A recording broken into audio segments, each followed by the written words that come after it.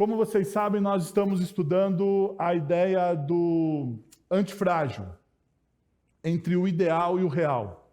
E uma das coisas que nós temos falado sobre essa sociedade tão frágil, tão politicamente correta que nós estamos vivendo, é que a gente perdeu o senso de absolutos.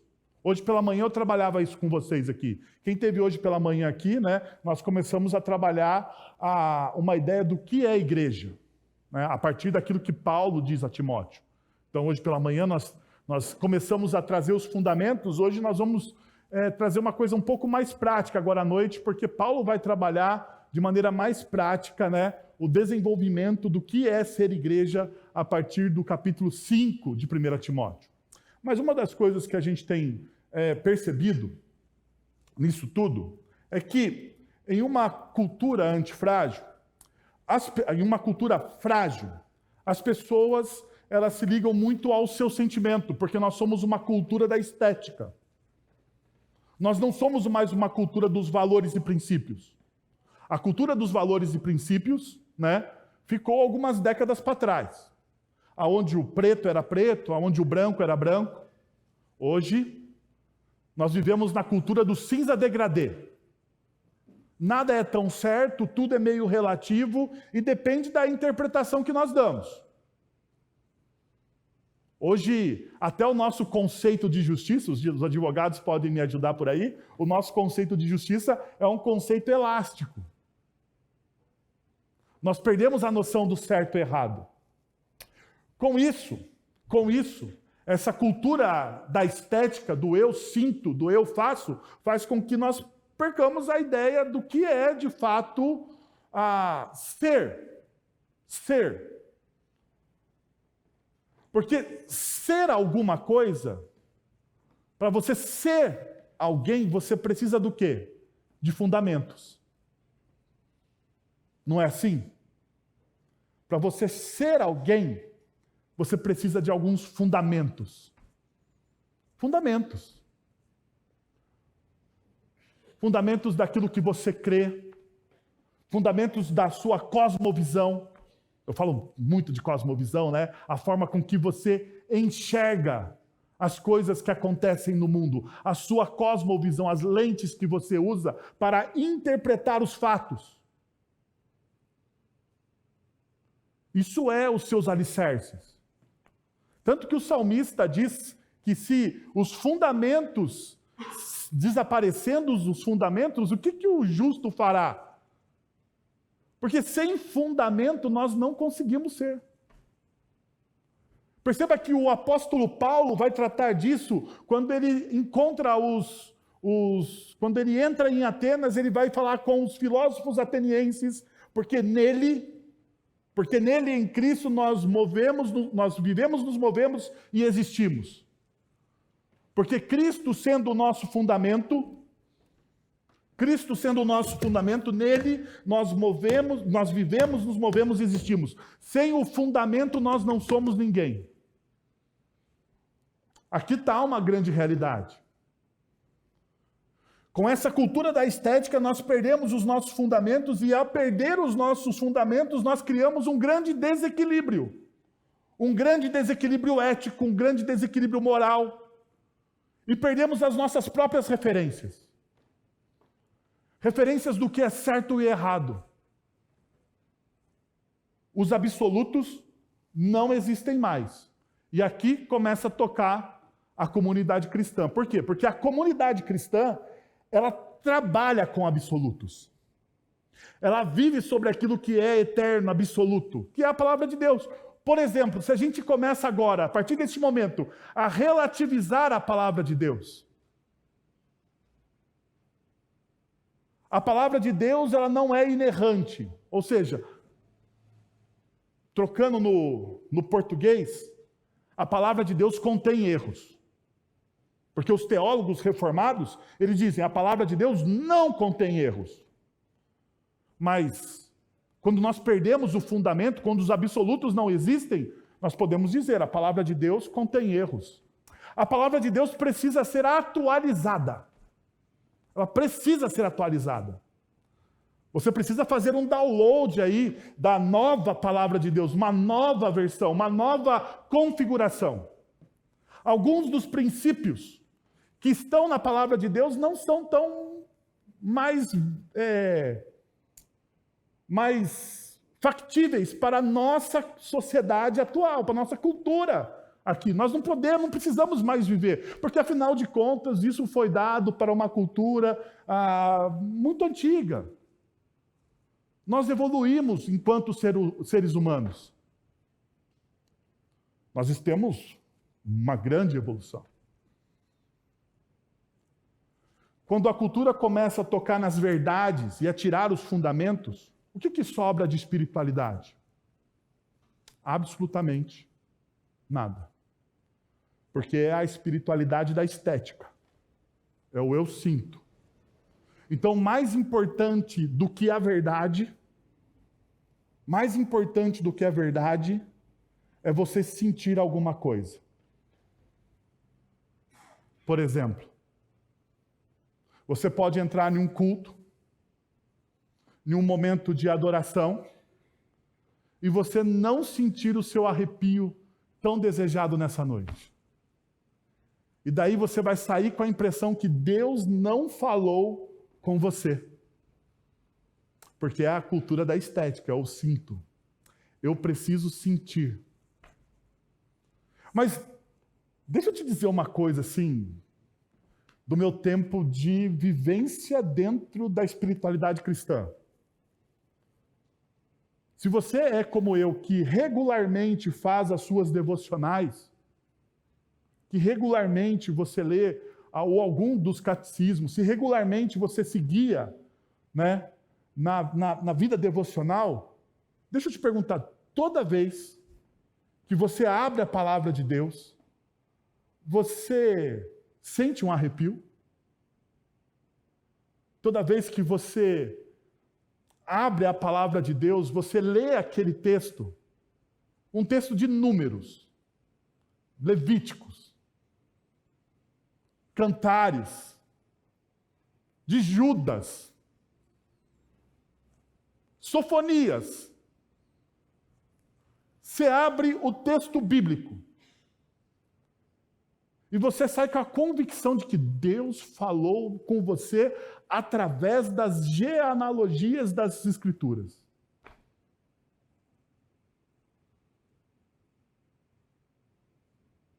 Você sai assim, meu Deus, fulano era filho de Beltrano, que casou com Ciclano, teve filhos e filhas e morreu. Esse é o resumo de alguns livros de genealogia das Sagradas Escrituras. Perceberam? Essa estética do eu sinto não repousa na realidade. Ela não é factível. Ela é uma máscara, na verdade.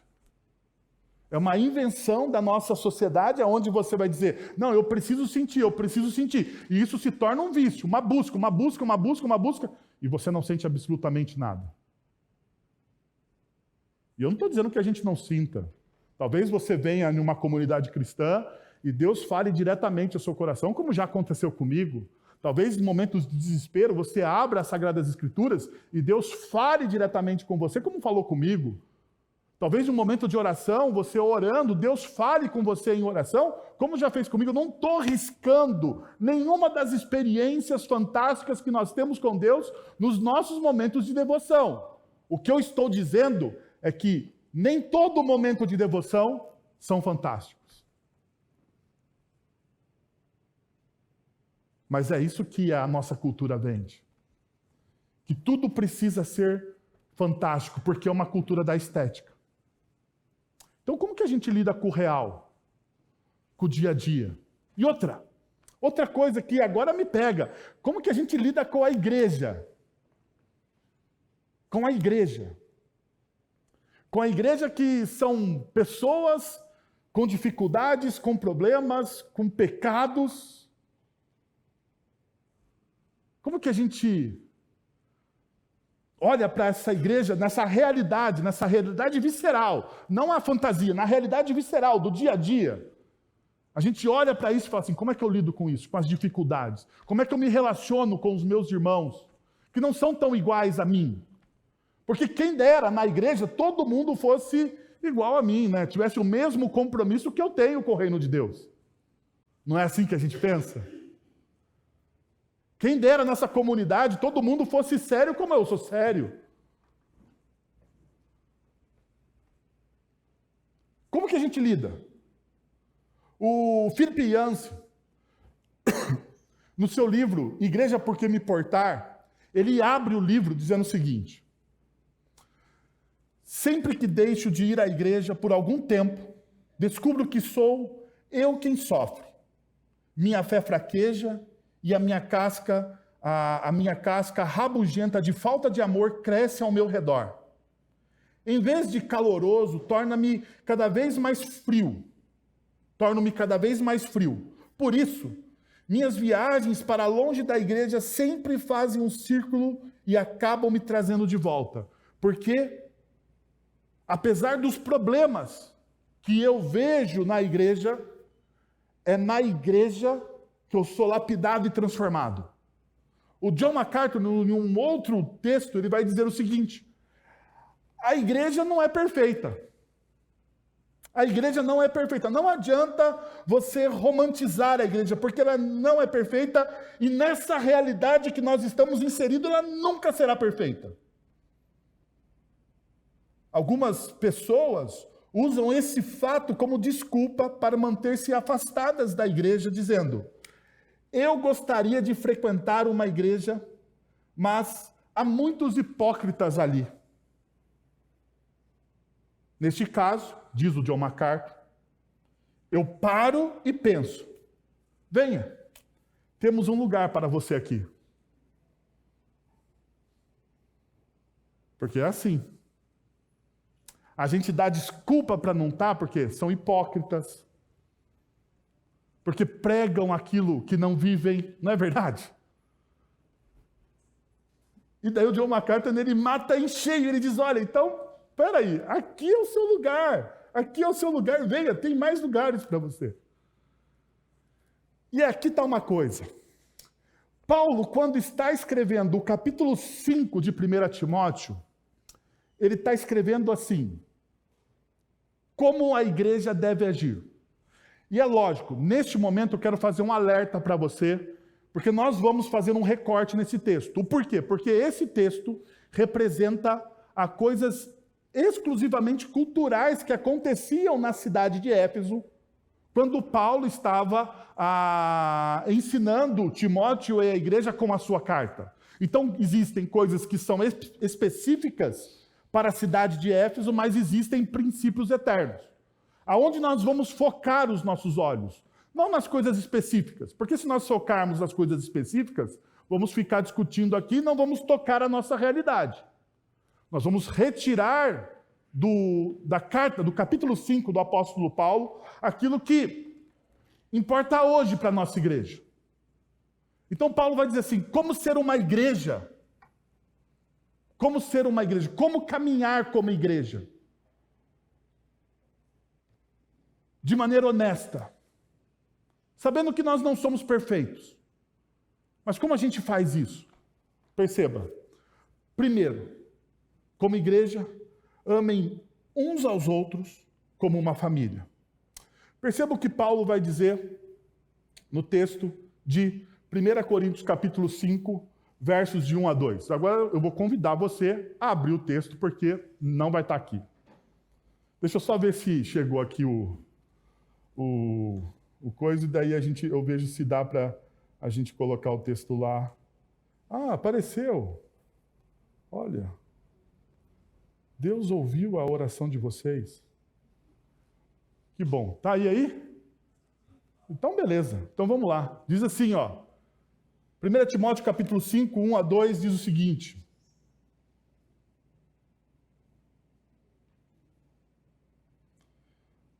não repreenda um homem idoso, mas exorte-o como se ele fosse seu pai. Trate os jovens como irmãos, as mulheres idosas como a mães e as moças como a irmãs, com toda a pureza. Perceba o que Paulo está dizendo nesses 2 primeiros versículos do capítulo 5 de Timóteo. Ele fala assim, olha, trate as pessoas, como nós devemos tratar essas pessoas. Trate essas pessoas, em primeiro lugar, com todo respeito. Com todo respeito. Trate essas pessoas que são diferentes de você, Timóteo, como pessoas que você tem o quê? Afeição. Daí ele vai dizendo, trate os mais velhos, os anciões, as senhoras da igreja como seus pais. Responda a eles como seus pais.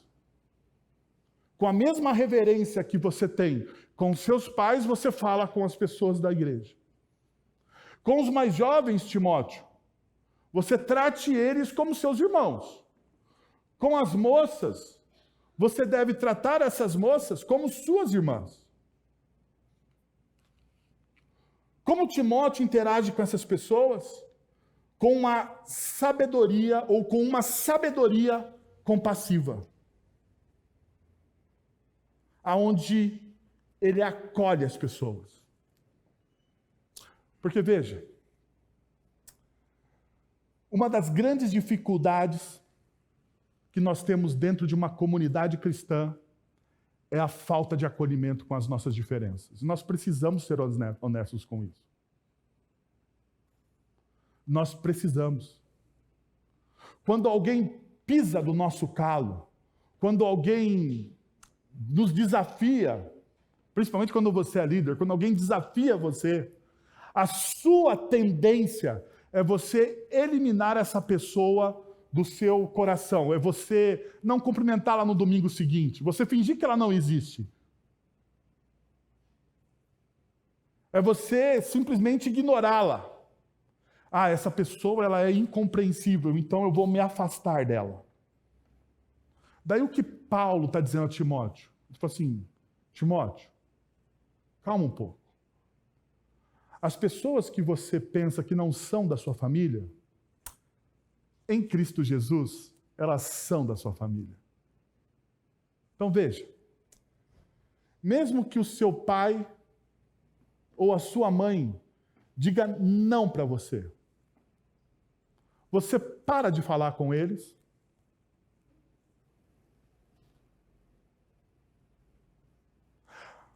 mesmo que o seu irmão ou a sua irmã não te dê aquilo que você quer, ou não vá. Eu tenho os meus filhos, meus 2 filhos. O meu filho mais velho, ele tem um certo medo do escuro. Tem um certo medo do escuro. E hoje nós moramos em um sobrado. E de vez em quando o meu filho mais velho quer subir ali na parte de cima do sobrado, né, onde ficam os quartos, e ele fala com o mais novo. O mais novo não tem tanto medo assim. O mais novo é mais brucutu. Então, ele fala assim, João, vamos comigo lá em cima, não sei o quê, e tal. E o João fala assim, não vou.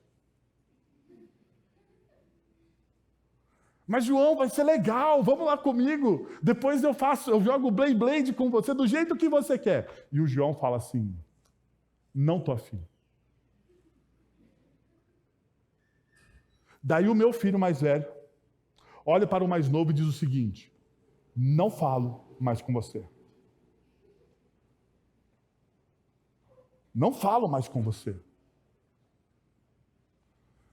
Esse não falo mais com você dura quanto tempo?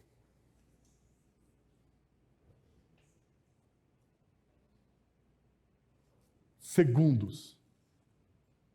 Porque quem é da família, dificilmente a gente consegue o quê? Cortar. Porque temos um elo de convivência. Ainda mais na cultura. Hoje, na nossa cultura, a gente fala assim, é difícil, porque algumas famílias são fragmentadas. Mas na cultura antiga, cortar alguém da família era algo assim, como se fosse uma amputação.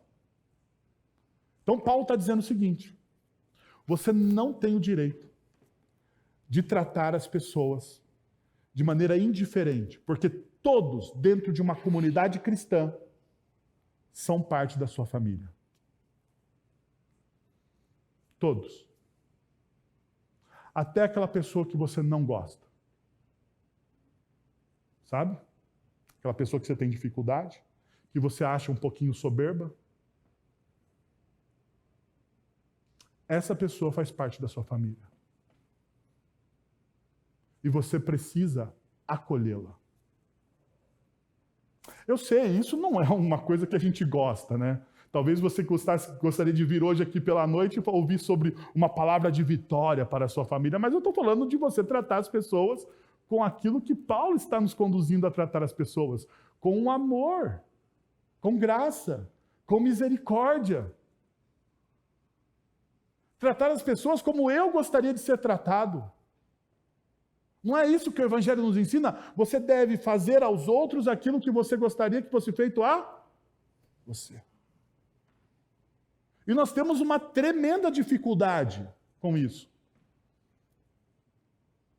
Nós temos uma tremenda dificuldade de aceitar as limitações que as outras pessoas têm.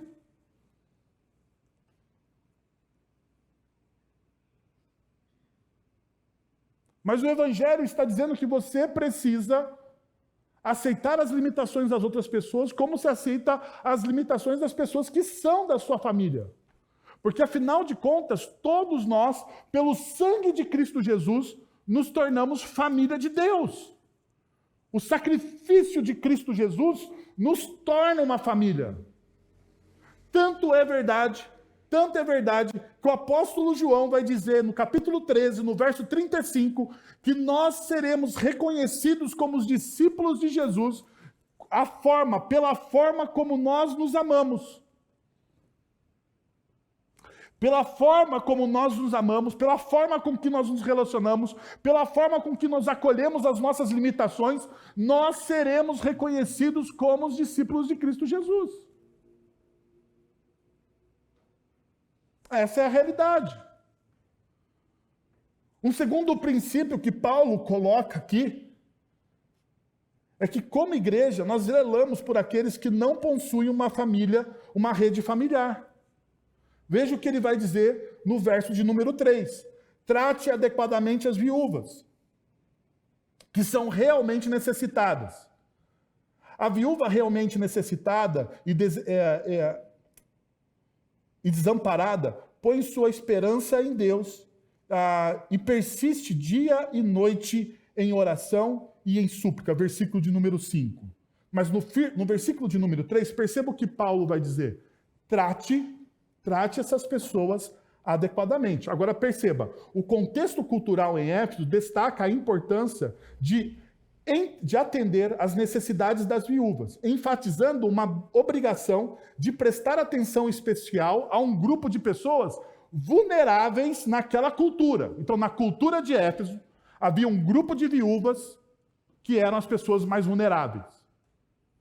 Talvez isso não seja a realidade na maioria das igrejas brasileiras, ou talvez seja a realidade na maioria das igrejas brasileiras, ou dentro da nossa comunidade existe um outro grupo de pessoas vulneráveis.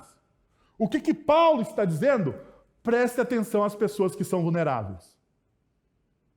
Preste atenção a essas pessoas que são vulneráveis. No entanto, o princípio mais amplo extraído desse texto ressalta que a igreja, como uma família estendida, deve ser um suporte vital para aqueles que enfrentam diversas adversidades, especialmente o desafio significativo de lidar com famílias fragmentadas em nossa cultura. Talvez hoje, as pessoas mais vulneráveis dentro de uma comunidade são aquelas que têm as suas famílias nucleares fragmentadas. São os jovens que se aproximam da nossa comunidade e que não têm família frequentando a nossa igreja. Eles vêm sozinhos. Eu vou dizer uma coisa para vocês. A minha adolescência foi uma adolescência solo em uma igreja presbiteriana. Os meus pais, eles não frequentavam a igreja que eu frequentava. Então eu ia domingo após domingo, sozinho para a igreja. Domingo após domingo eu ia sozinho para a igreja. Mas uma das coisas que além da graça, né, sobrenatural de Deus, que faz os milagres, uma das coisas que me segurou na igreja presbiteriana do Jardim Conceição foi o cuidado de que algumas pessoas tiveram comigo. Posso citar o seu André e a dona Elzi. Toda vez que eu chegava na porta da igreja, na pequena igreja, porque a igreja presbiteriana do Jardim Conceição, eu acho que era a 1/3 desse templo aqui. Uma igreja de bairro, pequenininha. Mas toda vez que eu chegava na porta da igreja, o seu André vinha, dava um abraço e falava assim: que bom que você veio. Que bom que você veio. E quando eu não aparecia na igreja, algum domingo, por algum motivo, ele passava na porta de casa e dizia assim: viu, eu estou com saudades de você. Mas eu não fui um domingo. Eu falo: não, mas eu estou com saudades, você faz parte da nossa comunidade. Uma outra pessoa que fez grande diferença na minha vida foi um seminarista, que na época era seminarista, hoje ele é pastor em Niterói, o Leandro. O Leandro, ele ia, talvez porque por ser seminarista, mas ele ia toda semana almoçar em casa, sem eu convidar. Ele aparecia lá e falava: ô Wellington, eu vim aqui almoçar com você. Eu falava: caramba. Minha mãe ficava muito brava com isso, né? Mas eu falava: mãe, não tenho culpa. O cara aparece aqui, como é que a gente não vai dar comida para o seminarista, né? E ele vinha, e naquele tempo ele sentava comigo e discipulava. Eu não sabia que aquilo era um discipulado. Mas ele sentava comigo e me discipulava. E me ensinava a Bíblia. E boa parte da forma com que eu prego hoje, com certeza eu aprendi com o Leandro. Uma outra pessoa que era fantástica foi o pastor Jonatas, hoje conhecido, meu amigo. O pastor Jonatas, ele, ao invés de passar em casa para almoçar, ele passava em casa para me pegar, para levar a fazer visita com ele. Ele sabia que eu estudava pela manhã e à tarde eu estava em casa, e de vez em quando, uma vez por semana, ele passava em casa. Mas a melhor coisa de fazer visita com o pastor Jonatas é que depois das visitas eu sabia que tinha McDonald's.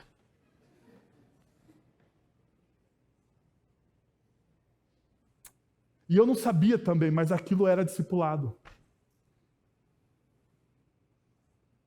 Aquilo era discipulado. E essas pessoas se tornaram a minha família naquele momento. Porque eu não tinha família na minha igreja. Eles me acolheram, eles cuidaram de mim, eles toleraram as minhas esquisitices, eles me ensinaram, eles viram um potencial em mim e disseram: você pode ir para o seminário. E eles me encorajaram, eles investiram em mim. Eles me honraram. Talvez seja isso que nós, como comunidade, hoje precisamos fazer. Nós precisamos ter os olhos, porque Paulo ele vai dizer isso. Perceba o que Paulo diz. Trate adequadamente. O termo aqui significa honrar ou valorizar. Este verbo é usado para expressar o ato de conferir honra, respeito e apreço a algo ou alguém. Muitas vezes nós precisamos honrar, valorizar as pessoas que estão ao nosso meio. E nós precisamos honrar e valorizar as pessoas que estão sozinhas, que elas vêm sozinhas, são verdadeiros guerreiros. Talvez você não leve a pessoa para, uma vez por semana, comer um McDonald's, que hoje o McDonald's está caro pra caramba, né? No entanto, um abraço, um telefonema.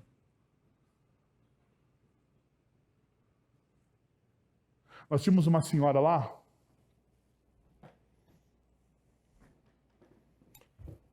sabe a irmã do Coque? Lá na igreja presbiteriana do Jardim Conceição, tinha uma irmãzinha do Coque. Ela tinha uma reunião de oração. Gente, na casa dela, a irmã Dalva, que pegava fogo, reunia as senhoras lá e o bicho pegava. foi o primeiro lugar que eu preguei. Ela falou para mim, Wellington, eu quero abrir uma oportunidade para você pregar. E ela me abriu a oportunidade, mal ela sabia o mal que ela estava fazendo para a igreja, mas estou brincando. Ela abriu a oportunidade para eu começar a pregar. Talvez seja isso que Paulo está falando aqui. Existem pessoas que são vulneráveis dentro de uma comunidade cristã, que estão sozinhas, e que elas precisam ser acolhidas, amadas, cuidadas, assim como as viúvas.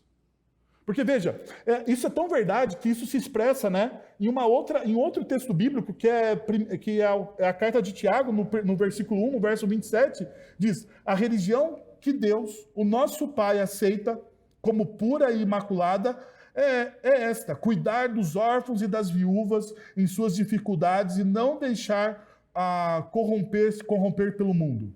Perceba, em Éfeso era só as viúvas. Na igreja onde Tiago pastoreava, na igreja que Tiago escreve a carta, para as igrejas que Tiago escreve a carta, são os órfãos também. Em cada comunidade cristã tem um grupo de pessoas vulneráveis. A pergunta é, como que a gente está interagindo com essas pessoas? Como que nós estamos abraçando essas pessoas? Nós precisamos fazer isso como igreja. Uma terceira coisa que o texto bíblico me ensina é que, como igreja, nós devemos incentivar as pessoas à missão. Paulo está falando, olha, então tá bom, nós precisamos amparar as pessoas, nós precisamos honrar as pessoas, nós precisamos tratar as pessoas como pessoas da nossa família, nós precisamos cuidar dos vulneráveis dentro de uma comunidade, mas nós precisamos engajar as pessoas na missão. E como ele faz isso? Perceba o que Paulo vai fazer.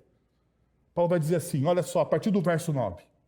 Nenhuma mulher deve ser inscrita na lista de viúvas, a não ser que tenha mais de 60 anos de idade, tenha sido fiel ao seu marido e seja bem conhecida por suas boas obras, tais como criar filhos, ser hospitaleira, lavar os pés dos santos, socorrer os atribulados e dedicar-se a todo tipo de boa obra. A primeira coisa que Paulo faz é arregimentar pessoas. E daí você passa assim, mas por que Paulo está falando? Wellington, calma aí. Por que Paulo está falando sobre lista aqui? Porque perceba, ele fala de uma lista ali, não fala?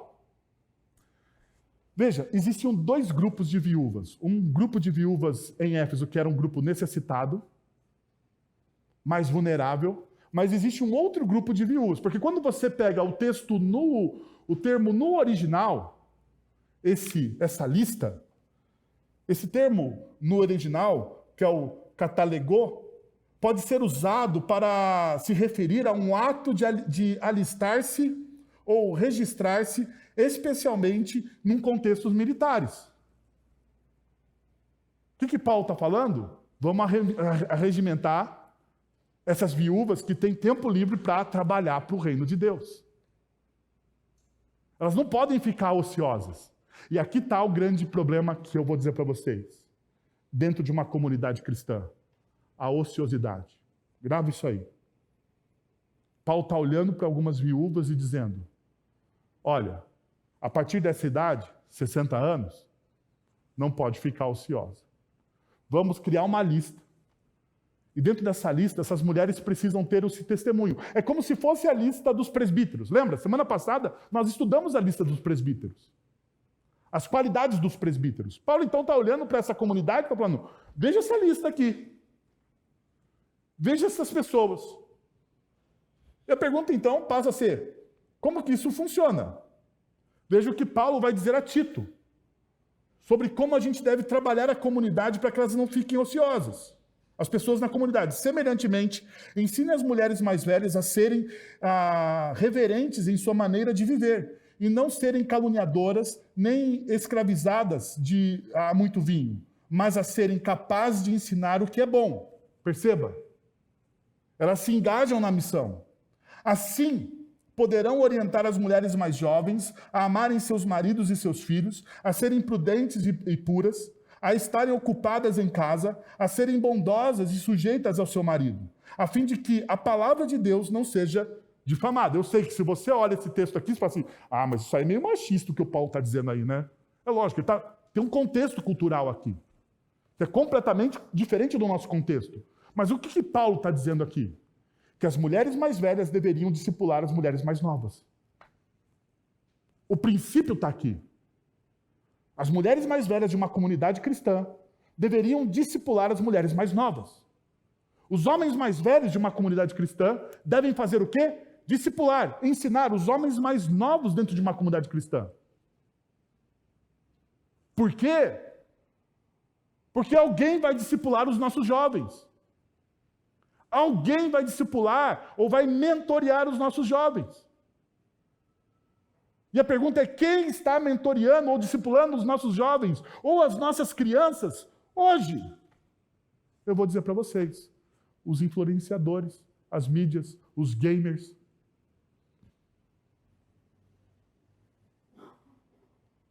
São esses que estão discipulando e influenciando os nossos jovens. E a gente pergunta, então, mas por que não tem? Por que os nossos jovens estão tão desinteressados de Deus? A culpa é nossa, porque nós não estamos o quê? Discipulando, ensinando, encostando nele, valorizando essas pessoas.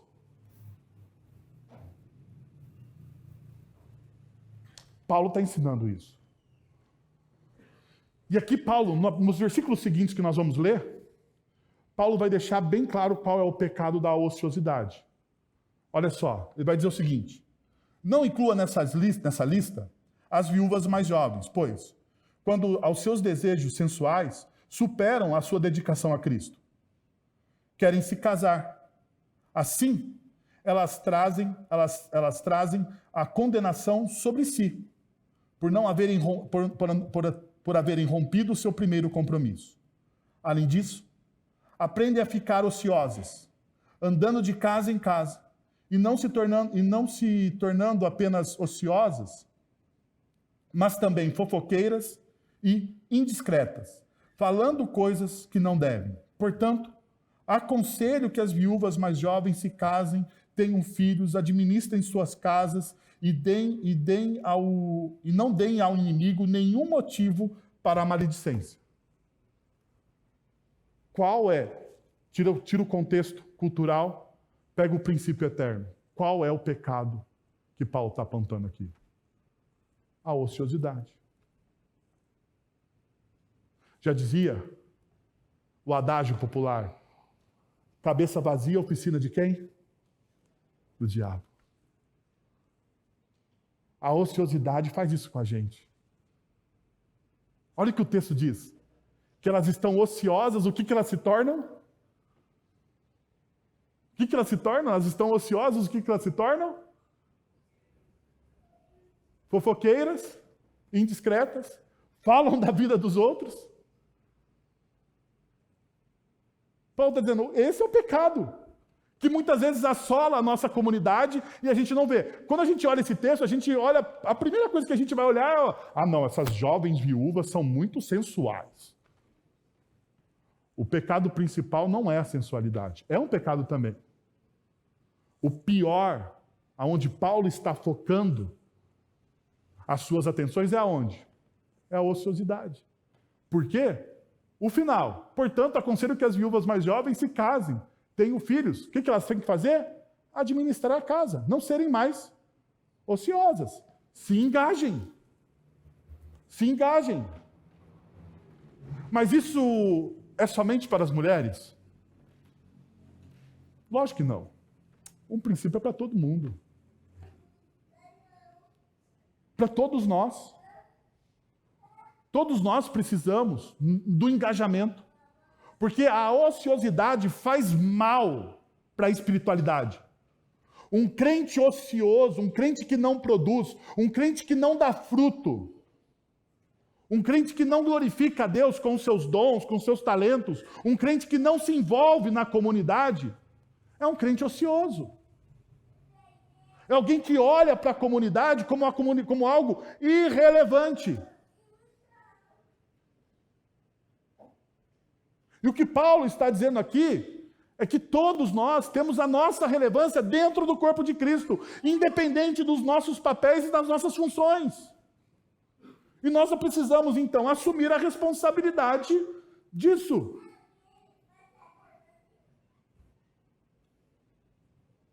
Percebam que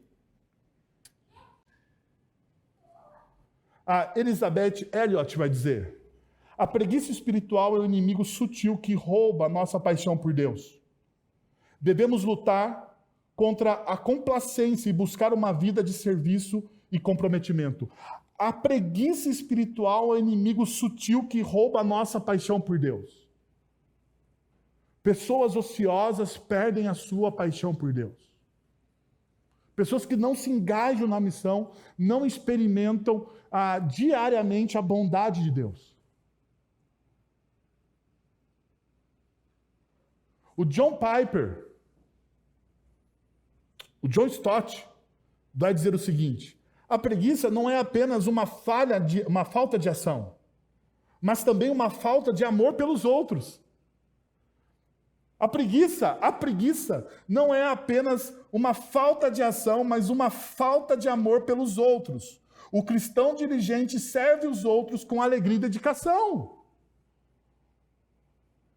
O preguiçoso não ama, o ocioso não ama ninguém, só ama a si mesmo.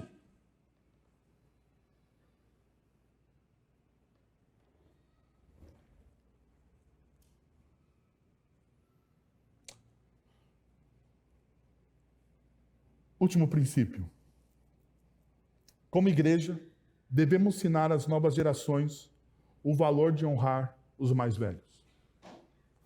Como igreja, Paulo está dizendo, nós devemos ensinar às novas gerações o valor de honrar os mais velhos. E aonde a gente vê isso? No capítulo 5, no verso 4 e no verso 8. Mas, se uma viúva tem filhos ou netos, que essas aprendam primeiramente a colocar que estes aprendam primeiramente a colocar a sua religião em prática, cuidando de sua própria família e retribuindo o bem recebido de seus pais e avós, pois isso agrada a Deus. Se alguém não cuida, perceba o que Paulo está dizendo aqui, se alguém não cuida dos seus parentes, especialmente dos de sua própria família, negou a fé e é pior do que o quê? Descrente. Uau. Paulo aqui pegou pesado. Paulo aqui pegou pesado e foi totalmente contra a nossa cultura. Porque, veja só, ele vai falar que o que agrada a Deus é o cuidado que a gente deve ter com aqueles que são mais experientes. Talvez, com o tempo, se tornem mais frágeis. E por que isso? Porque isso rompe. É um movimento, primeiro, contracultural que valoriza o que a nossa sociedade muitas vezes é considerado como descartável. Os mais velhos, muitas vezes, dentro da nossa sociedade, são considerados como pessoas o quê? Descartáveis. Que os seus conselhos são o quê? Retrógrados.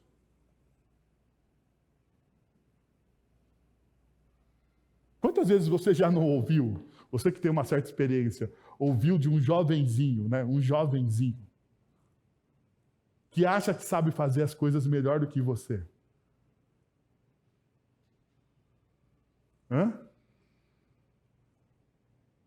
Você fala, não faça isso. Não, eu já tenho maturidade, pai. Daí você pensa, não tem. Na verdade, o jovenzinho não sabe nem o que significa maturidade, mas ele fala que tem. Ele fala que tem. Eles descartam os conselhos. Já percebeu como que a gente descarta o conselho dos mais velhos? Como essa nova geração não nos ouve? Eu estou falando dos meus filhos. E os meus filhos são crianças. Eu fico preocupado quando eles chegarem, eu estou orando, quando eles chegarem na adolescência. Porque eles pararam de ouvir os mais velhos. Tinha um costume. Alguns aqui pegaram. Eu peguei esse costume quando eu ia visitar os meus avós em Minas, interior de Minas, Ituiutaba. O costume de você entrar na casa dos mais velhos e fazer o quê? E pedir a bênção. Você entrava na casa dos mais velhos, pedia a bênção, e ao sair da casa deles, você fazia o quê? Pedia a bênção. Nós perdemos esse costume. Um costume que honrava a sabedoria dos mais velhos. Quando alguém mais velho estava falando, o que o mais jovem, nesse contexto da sabedoria dos mais velhos, fazia? Ficava quieto, se calava e ouvia. E ouvia. Hoje, quando você vai dar um conselho, parece que o jovenzinho quer falar mais alto que você. Quer falar mais alto que você. Paulo está dizendo, vocês devem valorizar isso. Exercer a gratidão a longo prazo implica em romper a visão individualista do sucesso. Quem investiu em você? Para você ser o que você é hoje, foram as pessoas, o seu pai, a sua mãe, as pessoas mais velhas, investiram em você. Agora, perceba o que a nossa cultura faz. O sucesso depende de quem? De você. Parece que você é uma ilha. Você não depende de absolutamente ninguém. Você não depende do investimento do seu pai, da sua mãe. Eles falam assim, eu vou fazer. Daí eles falam, pai, me empresta um dinheiro. Pai, pai, eu quero fazer isso. Depois, a primeira coisa, né? Ele fala o projeto, a segunda coisa é... Qual que é a segunda coisa? Me ajuda com isso. E daí, quando dá certo, o que eles esquecem? De que eles foram ajudados. De que eles foram ajudados. Uma terceira realidade que isso veio ao meu coração é reconhecemos que o que somos hoje foi uma construção conjunta, resultado do investimento de outros em nossa juventude. Aquilo que você é hoje é uma construção daquilo que o seu pai e a sua mãe fizeram por você. Ou das pessoas que investiram em você. Eu posso dizer de muitas pessoas que investiram em mim. Como eu disse para vocês, eu tenho uma dívida de gratidão com uma igreja pequena no interior, num bairro suburbano da cidade de Campinas. Que nas maiores dificuldades financeiras bancou o meu seminário. E eu tento fazer o melhor que eu posso como pastor para honrar aquelas pessoas. Porque tudo que eu sou hoje, eu não fiz sozinho. Se é que eu sou alguma coisa. Mas eu não fiz sozinho. Eu tenho a plena consciência de que eu não fiz sozinho. Mas a nossa cultura altamente individualista,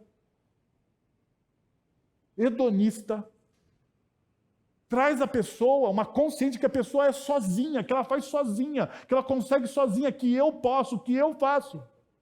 E Paulo está dizendo, não é assim. Honre essas pessoas. E por que nós devemos honrar isso? Porque, meus irmãos, existe um mandamento. E o mandamento é, honra o teu pai e a tua mãe, a fim de que tenhas vida longa na terra que o Senhor, o teu Deus, te dá. Honra o teu pai e a tua mãe. Honra o teu pai e a tua mãe. Os jovens, que tem ainda pai e mãe, honra o teu pai e a tua mãe. Honre eles.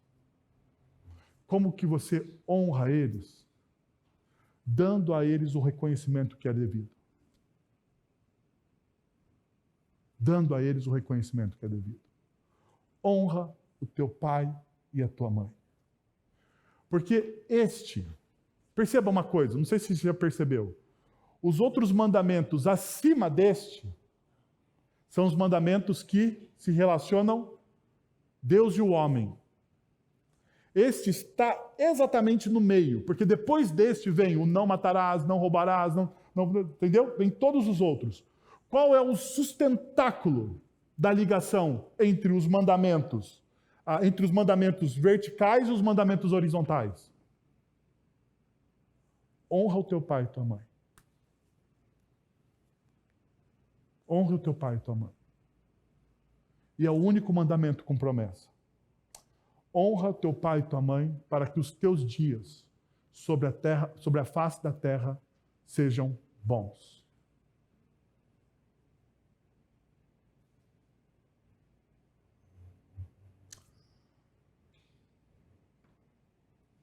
Quero convidar você a fechar seus olhos, a abaixar sua cabeça e a orar diante de tudo aquilo que nós conversamos nessa noite. Vamos orar? Pai, nós queremos te agradecer, ó Deus, por tudo que o Senhor fez no nosso meio, pela tua graça, pela tua misericórdia, pelo teu amor, ó Deus, pela forma com que o Senhor nos corrige, pela tua palavra que é viva e eficaz, ó Deus, que vem e transforma os nossos corações. Nós queremos te agradecer, ó Deus, principalmente pelo teu amor em Cristo Jesus, que nos resgatou, ó Deus, que nos deu nova vida. Nós queremos te agradecer pela boa mensagem do Evangelho, Senhor. Queremos te agradecer porque fomos resgatados, ó Pai, que somos teus filhos, amados em ti e por ti. Te louvamos, Senhor. Que o nosso coração seja abastecido com a esperança que existe no Senhor, ó Deus. É isso que nós oramos em nome de Jesus. Agora, irmãos, que a graça de nosso Senhor e Salvador Jesus Cristo, o amor de nosso Deus e Pai, o conselho, o consolo, o poder e a ação do Santo Espírito de Deus estejam sobre vocês agora e pelos séculos dos séculos. Amém.